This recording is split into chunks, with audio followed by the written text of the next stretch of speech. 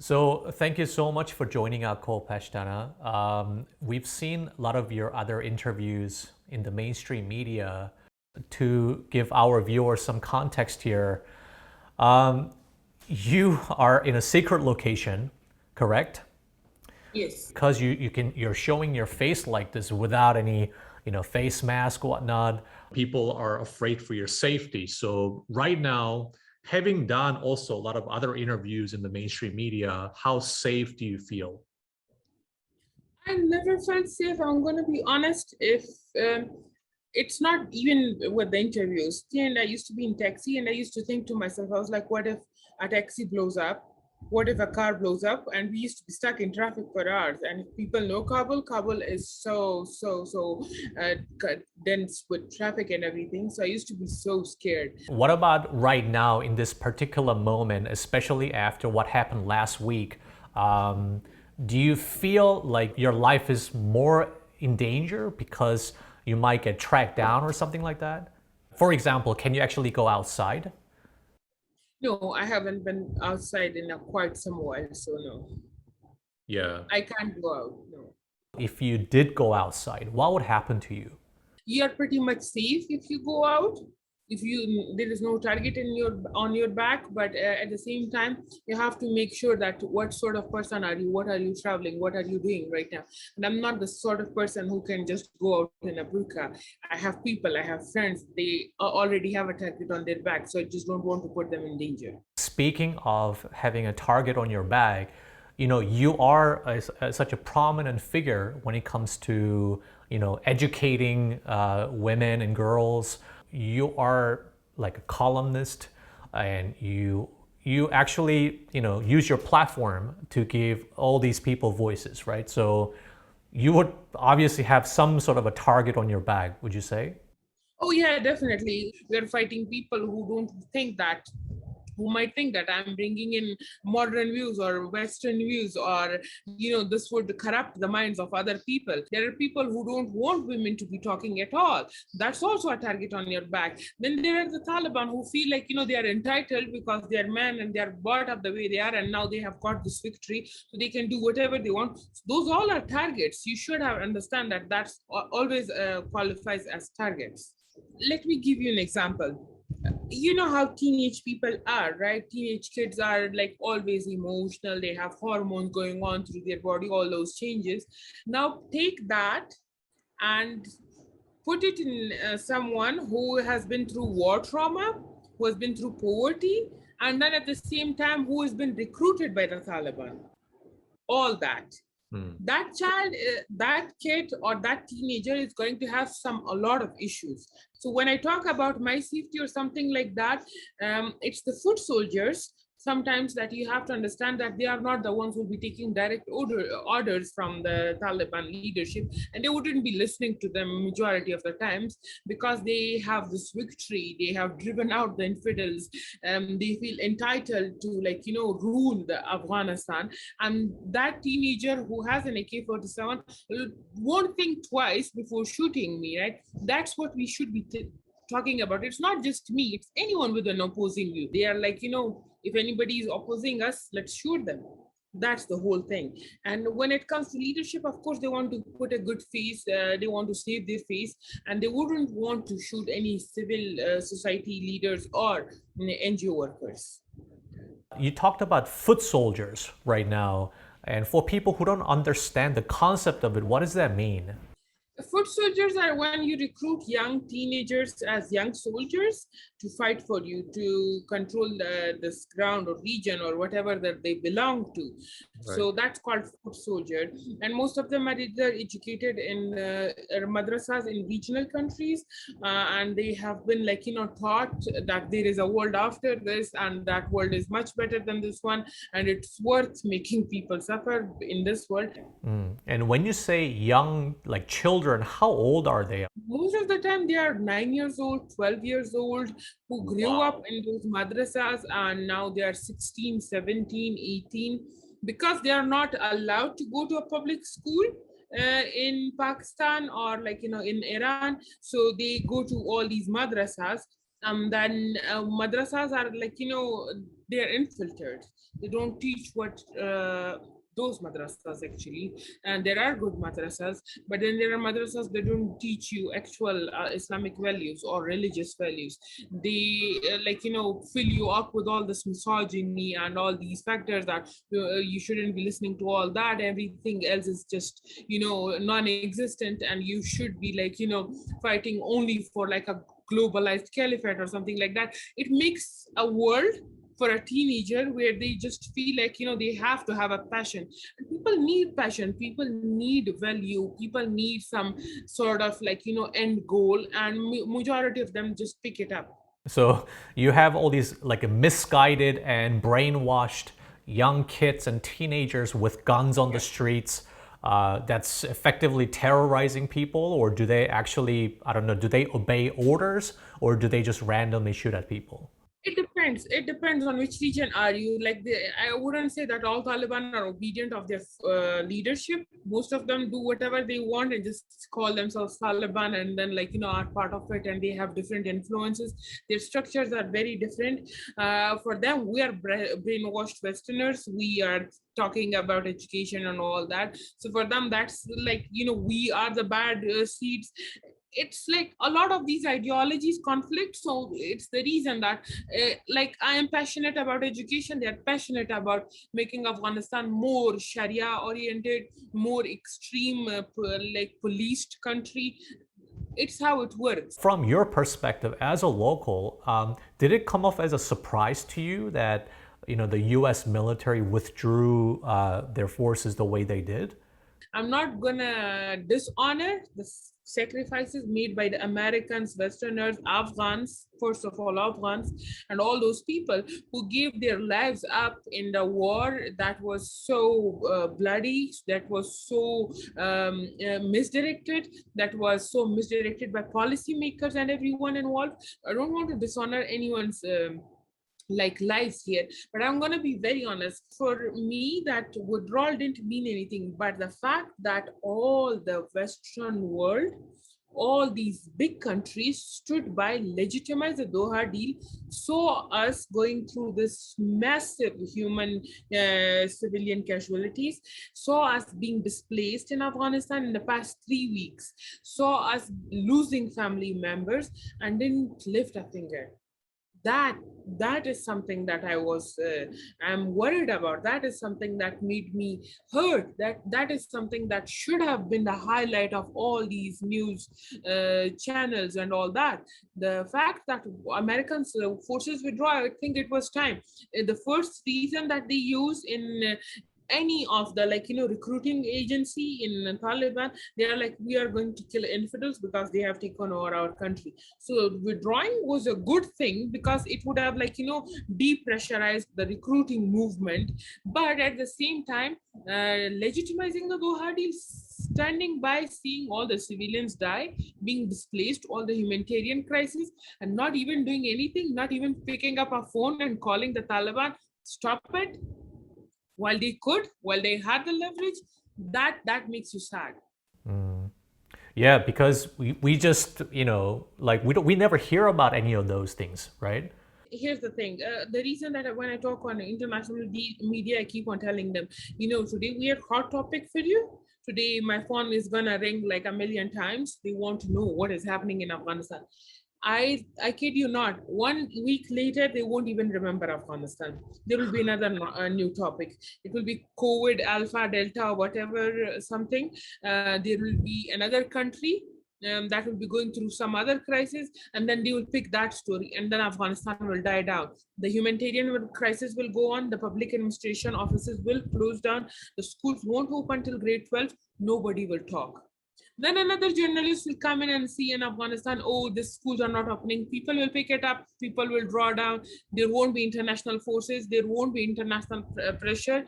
The Taliban will fish for their legitimacy. They will get it. And there won't be any checks and balances. So when you talk about Afghanistan, Afghanistan right now is a hot topic, and we need all the support we can get and all the support we can gather. That's the reason I'm on media so much. That's the reason I keep on repeating. accept girls' education, accept women rights, let them accept it, be in workforce, and then post all that, we talk about legitimizing them or something like that, because that process takes time. Political issues takes time. Let's not waste time of women and girls in the process. Yeah. And this I know this. I mean, like, I'm 23, but I have experienced this a lot of time. The news about Afghanistan will die down the minute they withdraw. Everybody's gone. There are no more planes coming in and going in. There's international agencies stuck here. They won't even care. Just hearing you speak, like you said you're 23. Yeah. And what gives you the courage to be able to speak up, especially in the current circumstances?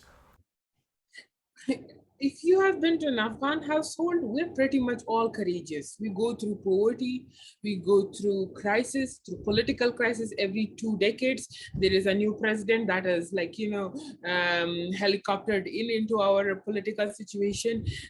People come and loot our country. But we go through all of that with courage, with a good faith, and all the faith we have in God and our nation, and we get through all that. So I was born in a refugee camp, and to my father was sort of person, like, the UNICEF was like, oh, you should send your girls to the other village, because there are not a lot of resources to allocate it to this village, to send your girls in this village to school. And my father was like, that's not possible. That's an Afghan society you're talking about. You opened up a school in a lawn in our house, right? And my auntie used to teach there. And I grew up in that house. Now imagine in a house that teaches 2 times, one in the morning, one in the evening, and goes on without any budget or anything, and keeps on going. Doesn't matter what, doesn't matter how. They gather up resources, they do fundraising, and it's not now, it's in the first 2000s and the late 90s, the years I was born in. So you have to understand that I come from this family where people were so passionate about learning, they wouldn't give up and they wouldn't care where they are, what they do.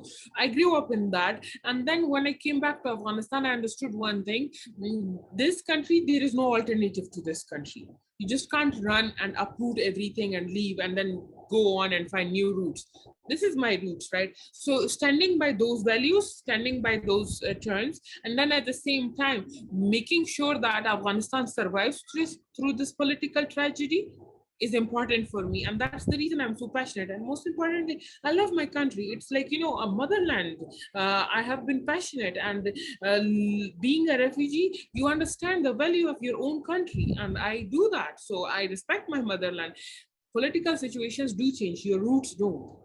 When you did hear that the Taliban just took over the government like that, did you feel like, oh man, this, women's rights are now, going back to like 20 years ago? Because people outside of Afghanistan, they don't even appreciate what the state of women's rights were like back in 20 years ago. So maybe you can just talk about what the women's rights were like 20 years ago. See, 20 years ago, I was probably 3 years old walking around somewhere in a village. Yeah. But I'm going to be honest, women's rights were existent before the 80s. We had voting rights, we had political representative rights, we had women in the leadership. Oh yeah, we had this healthcare minister, Minister Norzai, in the 60s, if I'm not wrong, and she was the first woman minister in Afghanistan. I mean, in the 60s, there was still conflicts in the US and all these areas. We didn't have women in those positions, but we had women in those positions. Of course, elite women, but there was a woman. That's the first thing. The second thing is we had voting rights. We had women in universities. We had women in schools. We had the educational directorates filled with women. So I just don't want to say that it's a new concept to us. It is an old concept to us. Even in our villages, I come from a very tribal family. I'm the second generation that has been, like, educated in schools and all that. We used to be, back in the day, my grandmother was educated by a home teacher, a tutor, and that's how it has been in the past. So even in the past, my grandmother, she was the woman leader of the whole village, right? And then my grandfather was the male leader of the whole village. So it's not that first thing, it's just introduced to us. We had women rights even when women rights were not in the talks, or they were not a subject to be discussed. There was, Afghanistan had accepted women as part of society and culture and tradition. So that's the first thing. The second thing, yes, in the past 40 years women rights have been robbed, violated, destroyed, and introduced with different mascots. That's true. That's very true. They have been politicized. They have been used to legitimize a war. All those things happened. And you have to talk about all those aspects.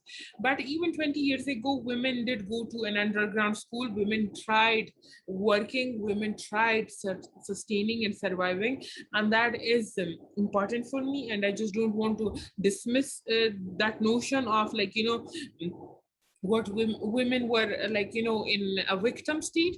They were fighting through it. They were warriors, they were fighters. They ran underground school, they ran hospitals.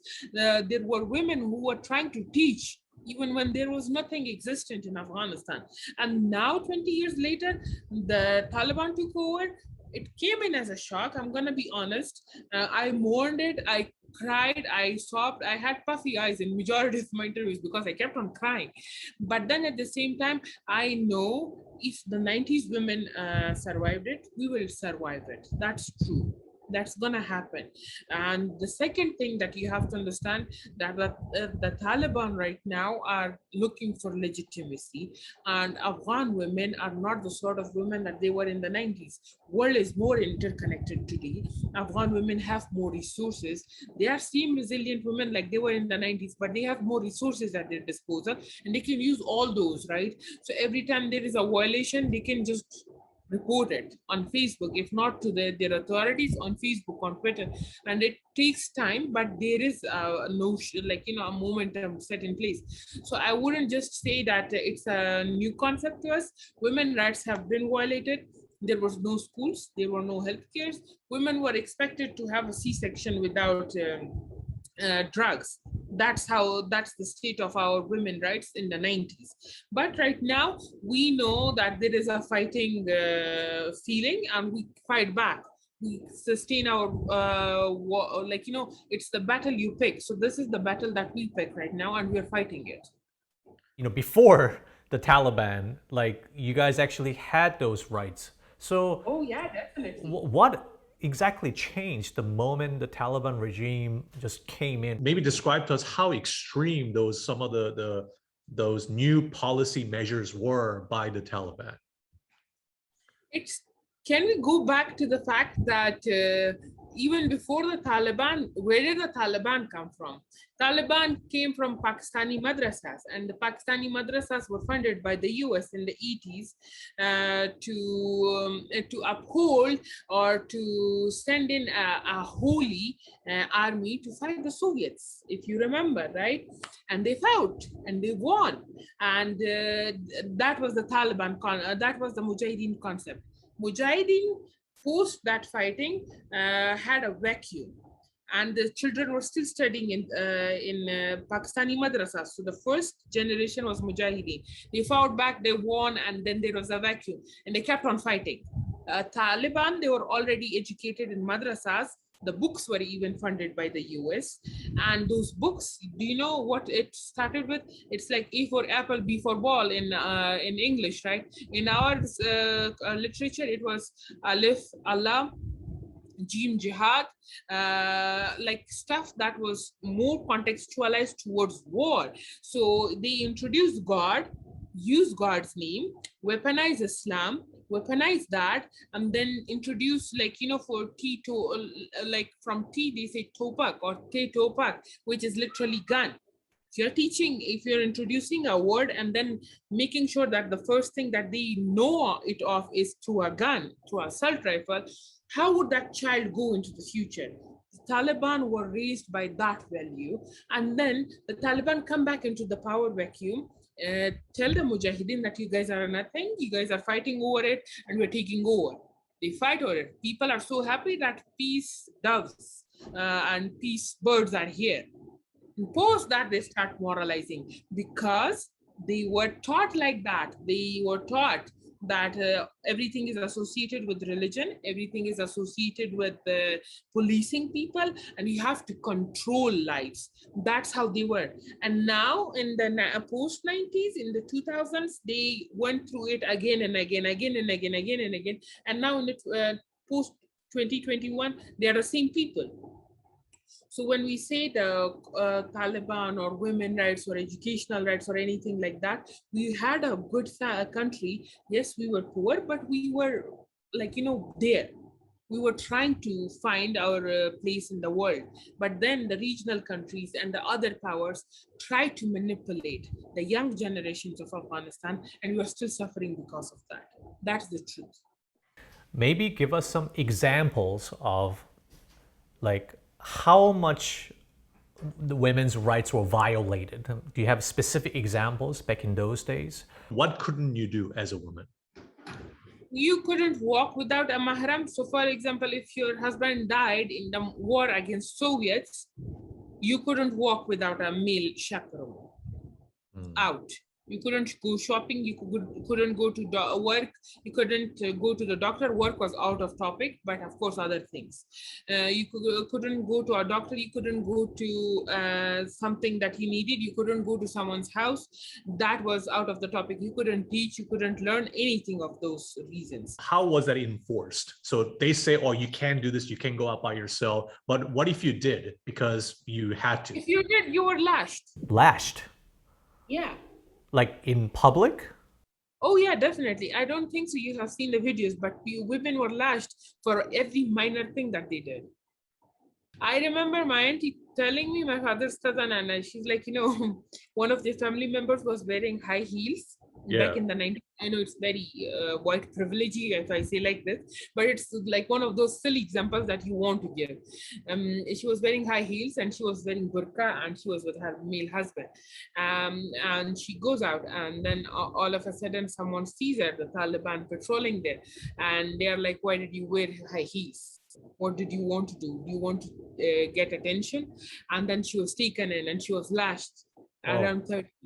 And then that's something that stuck with me like all the time. I always remember that. Like even a heel wearing, a choice that you could have made back in the day could have caused an lashing. Public shame is a very bad thing in us, a very bad thing in us. You lose your honor as a woman. You should understand that. So that's something that they used to do back in the day. What else? You couldn't learn, you couldn't practice medicine, you couldn't teach, you couldn't work, you couldn't go out. Apart from all those things, you couldn't celebrate the weddings with traditional music and all that. There was no in-house dancing or something like that. And if they knew, they would come and raid your house. Apart from that, you couldn't have TV at your home, no music devices, nothing like that. So all those things. Then what can you do or what could you have done as a woman? I don't know what do they expect of people. I don't know. Because people already pray in Afghanistan. Everybody prays. Everybody in my family prays 5 times. And every time you miss a prayer, you have a public shaming of your own. Like, in that Game of Thrones shame thing that goes on in your family all the time. They're like, you missed a prayer. Oh my God, shame on you, blah, blah, blah. But then I don't know what the Taliban expected anyways. Once the US forces went into Afghanistan, did situation improve a little bit? Did you guys feel a little safer? Of course, US came and we felt safe and all that. But then at the same time, US also abused human rights and civil rights through drone attacks, through attacking people, through going into their houses. The US also abused civilians. Have you even seen, not even the US, the Western allies, have you seen the videos of Australians going after a farmer and shooting him? Have you seen the videos of people being invaded in their houses? That's poking holes. That's abuse. As a human rights defender, I have to talk about all sides. Taliban did abuse women, but so did the Western allies. Nobody's clean in this war, including our corrupt leaders. Yeah. No, I think it's great that you're actually, and then by the way, with us, you can talk about anything without, because we're not gonna like censor anything. Because I always feel like, you speak in sound bites in the mainstream media. but Yeah. no, we're not going to edit anything. You just talk about whatever you want. Okay. So do you think that it would have been possible for women just to get killed as well or raped? Like how were those situations once Taliban took over?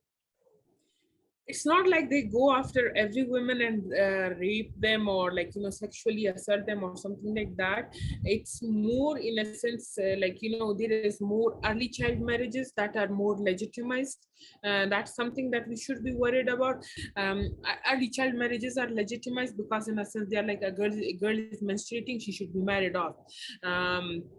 That's something that's scary because the more young girl is married, the more young early childhood pregnancies, less doctors, less taking care of the girl, and more casualties. My young girl who's around 12, 13 is menstruating. If she's married off in the coming 2 to 3 years, she will face a lot of sexual and marital rape, which is Oh, something that people don't talk about, and it's very normalized. And even in the West, it's a very in alien concept. People don't like talking about it. People are uncomfortable with. These are the things that are reality on the ground. At the same time, schools closing down, it's a huge violation. Women not being able to work, that's a violation. Women not being able to practice their political acts, that's a violation. So I'm going to talk about what is actually happening, which is less of sexual assaults. I don't think that sexual assaults is like one of those uh, a highlight of the Taliban regime right now, because all the women will be inside. A majority of them don't have mobilization and all that. And even with that, the Taliban, even if going out inside their houses, majority of them are directed not to assault, not even to look at a woman. Taliban are violating a lot of rights right now, and you have to accept that they are less educated. They are more into mountains. They have never used a public administration office. They have never ran a one. They have never had an education for that. But at the same time, the people who did also violated the rights of women. So it's not just one side; it's both sides. Both have done their fair share of violating women rights. And we just in things like that in Afghanistan back in the day, people ignored it or it was not reported. And now with the Taliban, the world is looking. So I just want to highlight that both these times women were violated and nobody checked it.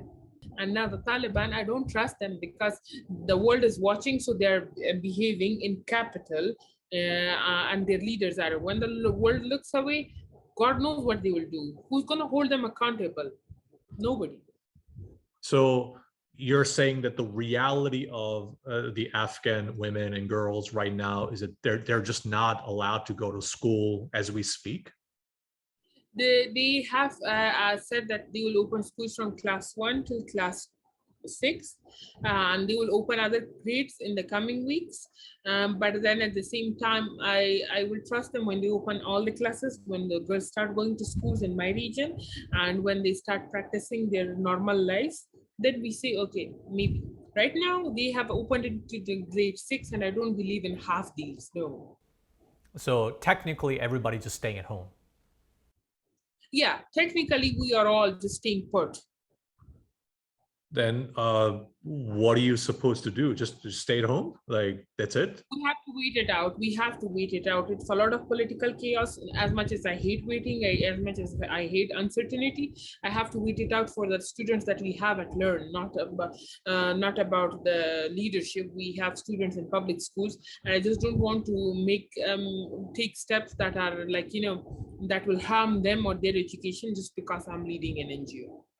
Let's say we have a like a 12, 13-year-old girl, right? Yeah. Do you think that she's now conditioned to think like, yeah, okay, me not receiving education is just part of the deal. That's just the hand that I was dealt, or does she want to actually learn? Oh yeah, girls want to learn. That's the reason I'm talking. If they didn't want to learn, why would I be even doing it? I had my time. I could have evacuated safely, and I could have gone to another foreign country and just gone on with my life. Why would I be so headstrong and so pushing for things? And putting everybody at risk. I know what girls want to study. I know girls don't have educational access to platforms that way they could ask for their rights. But this is time.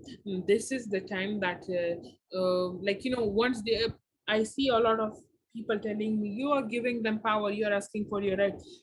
Ground, Taliban will come in your school. If you open your school, they will knock on it. And then what is your answer to that? Do you fight? No, you can't fight, right? So you need to do it now. You have to accept it now. You have to move with it now.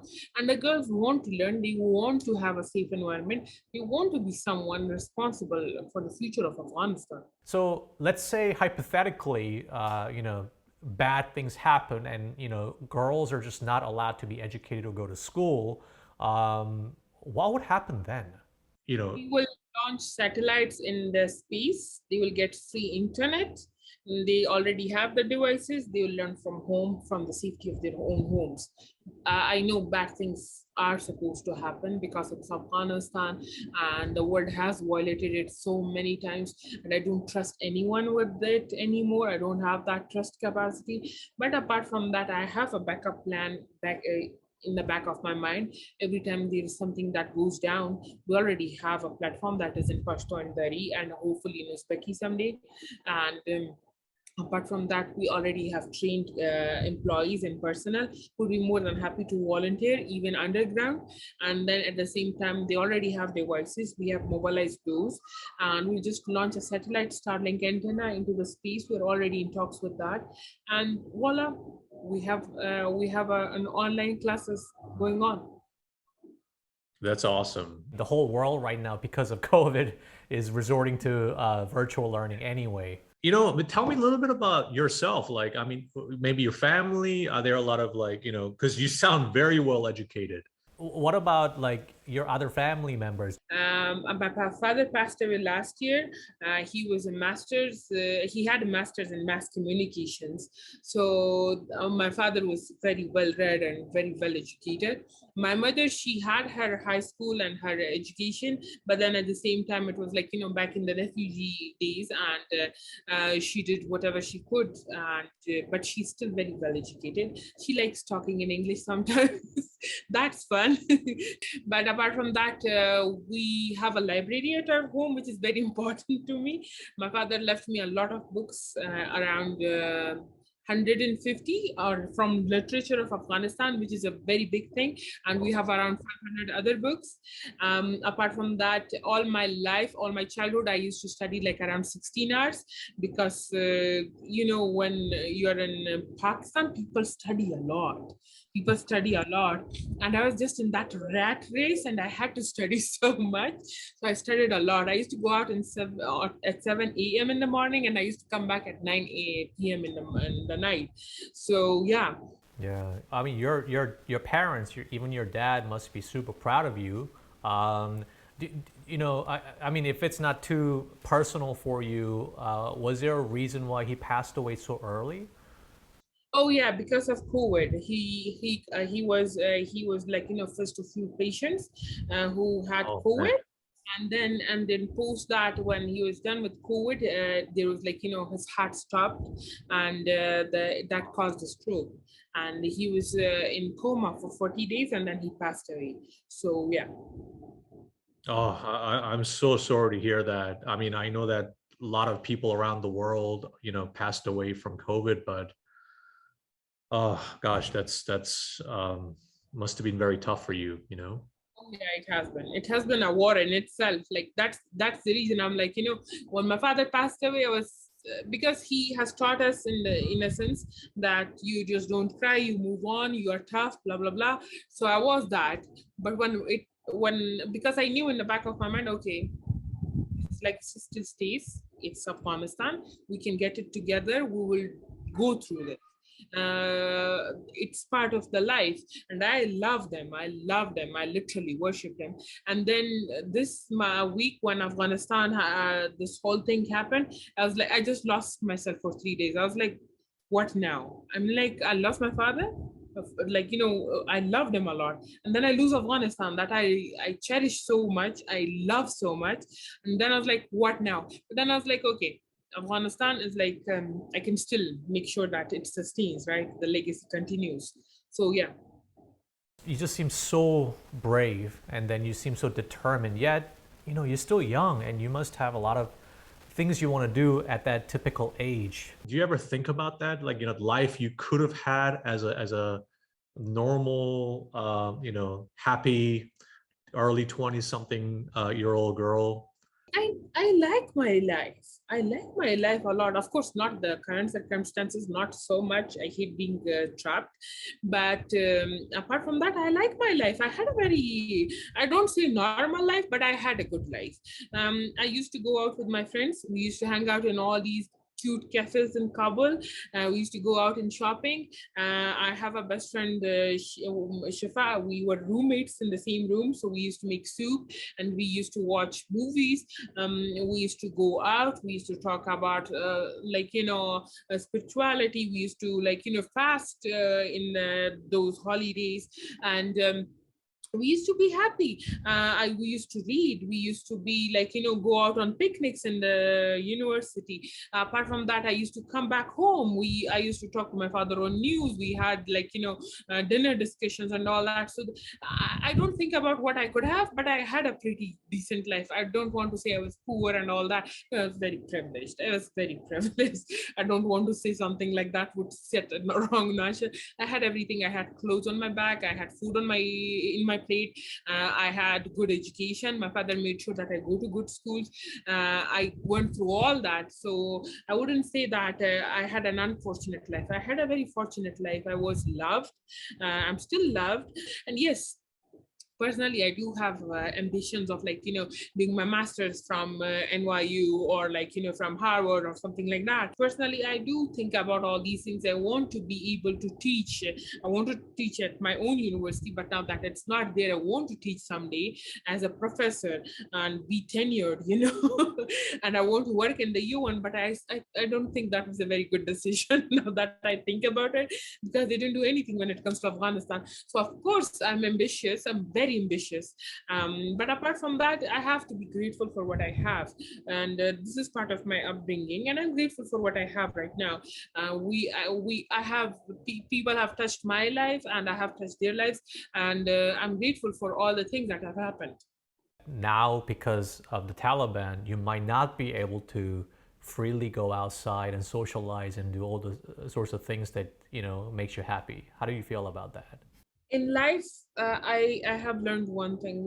There are things that you give up on. I might be able to give up on the fact that I cannot hang out in cafes anymore, or be in the dormitory with my friends, or my roommate and all that. But then there are things that you just can't give up on. That's like the right to work. That's very important to me. I'm graduating soon, so I should be working. I want to be a useful citizen to my country, and I'm not willing to give up on that. Apart from that, the fact that there are girls who want to study, I don't want them to give up. The fact that I want to study further, I don't want to give up on that, right? Because in a sense, you have to prioritize now. Now is not the time to get everything. I can't be greedy about it. I just have to prioritize. So you're still pretty much stuck at home and you can't even go outside. So I don't know, like the supplies, the essential supplies, how do you eat? Because I'm in a rural area, so everything is we have in our houses, we have food that's locally, organically grown. Everybody has their own farm, so everything is there. You have milk, you have butter, you have everything. It's literally the 60s or the Texas farms that we have. We have every kind of those kinds of supplies. And because it's a village, people do stock in every time. Before they go out or buy stuff. So it's not, in a sense, you have to go to the city to buy everything and anything. The groceries are supplied. Vegetables, fruits that are literally grown here. Dairy products that are already here. You just have to go for sugar or flour or something like that. And people stock that on monthly basis. If it wasn't for all these shit going on, it actually sounds like a real peaceful, just nice place that you live in, right? Definitely, Afghanistan is the most amazing place. I might sound biased, but I'm gonna be honest.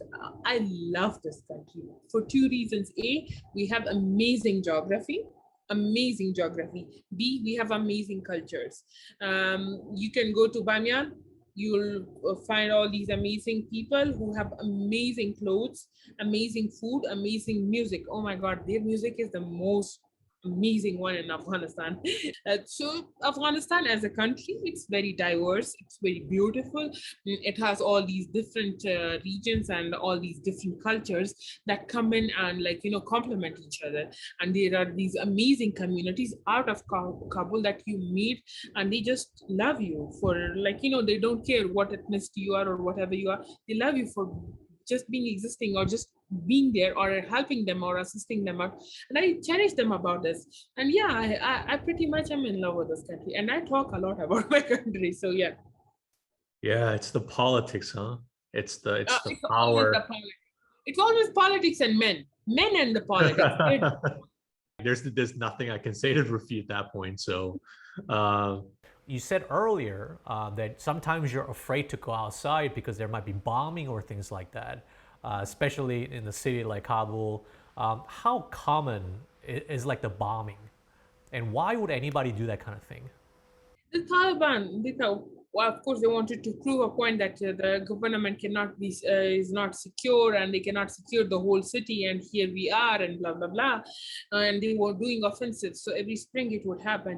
And because we were students, so we used to go in taxis to somewhere or get our documents printed and all that. And every time I used to be in taxi, I used to tell my best friend, "Oh my God, a taxi is gonna blow up. This is gonna blow up. That is gonna blow up." It's in the back of your head. You have that. Have you ever witnessed one like in real life? Yeah, we were part of a protest because I'm an activist, so I had to be all political every time. So there are human rights abuses in this in our regional country in Pakistan, and ethnicity Pashtuns are abused in that country. So we, in solidarity with them, we made this protest and all that. And then that protest camp, it was inside a camp, and that was attacked.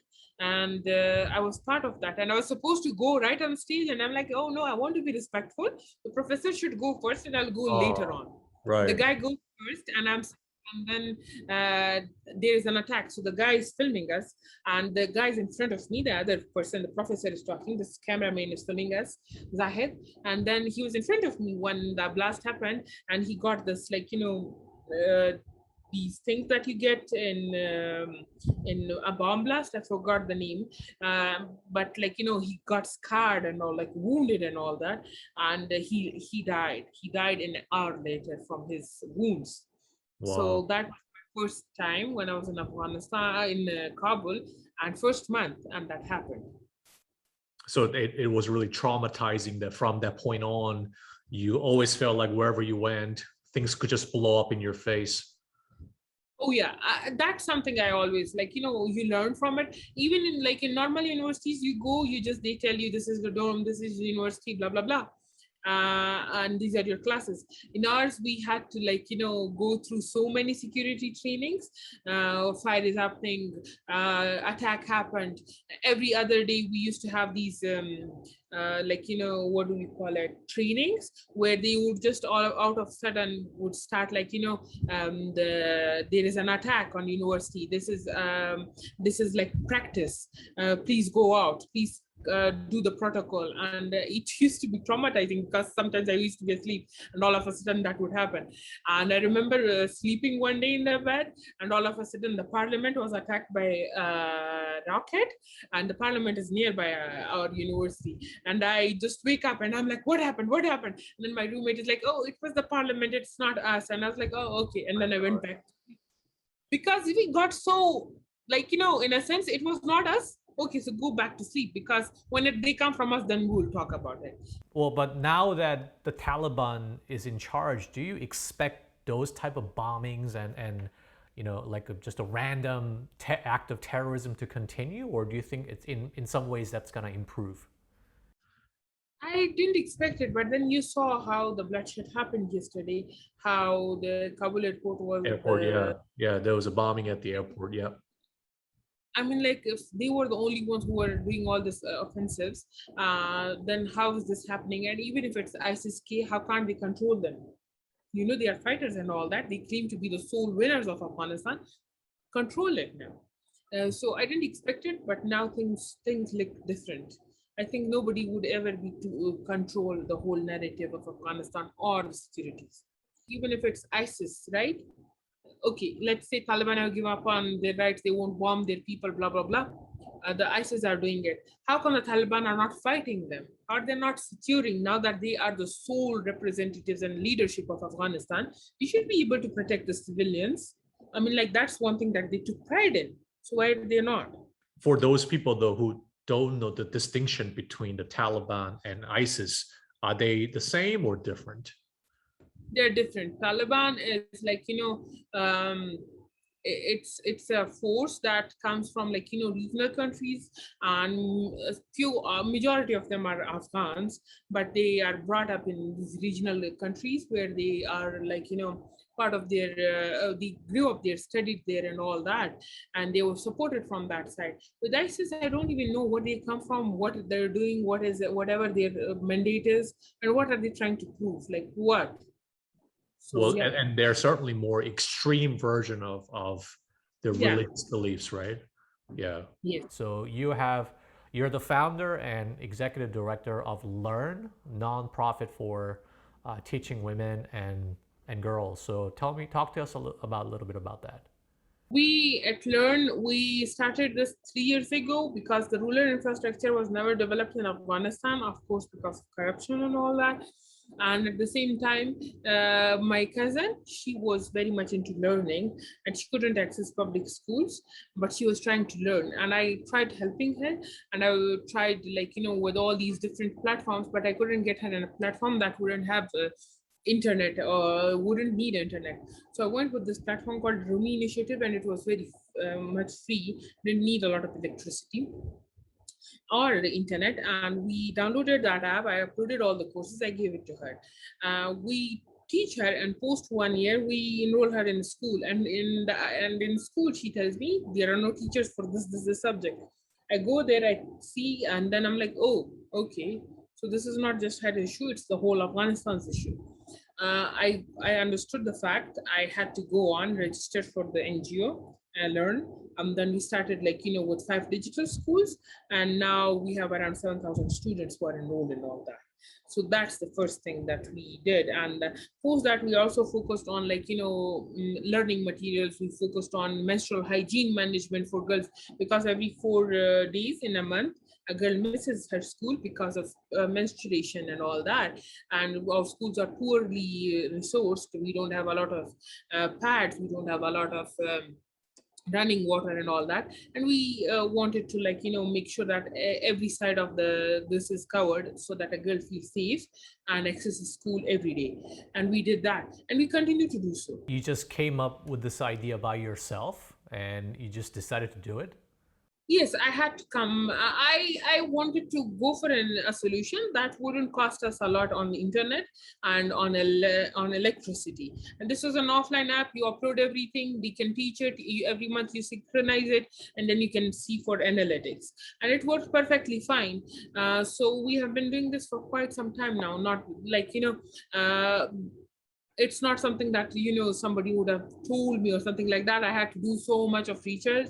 I had to drive my parents crazy every time I talked about my idea. I took a gap year, and that drove my mother crazy. She literally would like send in flying slippers wherever she could lose her moment. So yeah, there were times I had to struggle, but we went through it. We had to go through it. And do you have any specific goals in mind? Like what kind of milestones do you want to achieve? Right now, I'm focusing on the fact that we have to start with the expansion, because rural areas, the war is over. There shouldn't be any excuse for not stopping girls from going to school. We should be able to open schools, and I want to expand into the rural areas of Afghanistan. At the same time, a lot of people are fleeing as refugees, regional countries. I want to start schools for them, because as refugees, majority of the time they don't have the right to get educated in a public school, and they don't have other resources, and they most of the time enroll in a madrasa. So I want them to be enrolled in our schools instead of not being enrolled at all.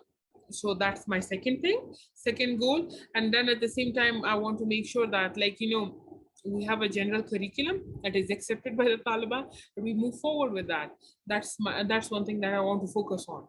Just from my perspective, what you're doing is just so amazing, and I think you are an inspiration to young women and young girls out there all around the world. Here you are hiding basically in your secret location, yet you're just doing what you're supposed to be doing because you believe in it. Believing, faith and stuff is the most important thing. It drives you. Let us know if there's anything we can do to help. Obviously, our job is to get your voice out there. We just hope that our viewers appreciate you and your story and your courage. So, thank you so much, and please stay safe. Thank you for having me. Thank you so much. Thank you.